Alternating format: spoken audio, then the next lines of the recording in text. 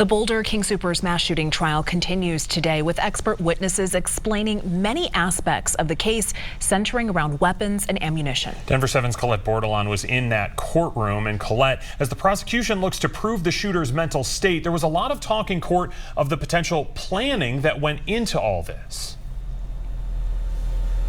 And I think some of this evidence presented today speaks to the DA's point and their central argument. I'm just sitting inside of a car because there's a storm rolling through Boulder right now. It's safer to be in here. But today in court, prosecutors say they found half a dozen 30-round magazines. Those are illegal, and they found more magazines than that meant for different kinds of guns. At least 15 found in total, if you're counting the ones found inside of the store, in the defendant's car parked outside, and then back at his residence. And like you were saying, that intent to kill, it's one of the key factors prosecutors must prove in order to prove that the defendant was sane at the time of the shooting. So they haven't directly connected it to this evidence yet, but I can see they're trying to show the jury this was a planned mass shooting. Now, a lot of that evidence coming during the lead investigator's testimony. That's also when we saw the surveillance video of the gunman surrendering to SWAT.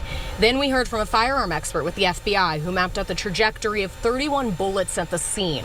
We learned at least 2 bullets hit a yoga studio in the same complex. We heard from another FBI special agent who was responsible for leading the team that searched the defendant's car, which is actually registered to his brother. She found a green rifle bag in the car with magazines inside of it and showed some of those rounds to the jury. Can you stand up and hold up the bag for the jury, please?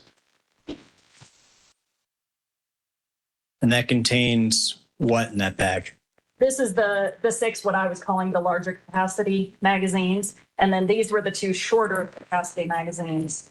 And then these are the 127 rounds come out of these 8 magazines. This afternoon, prosecutors also went through the details of the autopsies for the victims. Very difficult for family members to hear who were sitting inside of the courtroom, but notably, anyone who was shot after the defendant reloaded when he was still near the front of the store, they were able to recover green tip bullets from most of those people. Now, green tip bullets, they're designed to pierce steel. We're back tomorrow morning for more testimony. Live in Boulder, Colette Bordelon, Denver 7. All right, Colette, we can kind of see as these arguments build over the course of days potentially where they are going here. Colette Bordelon, thank you. Thank you, Colette.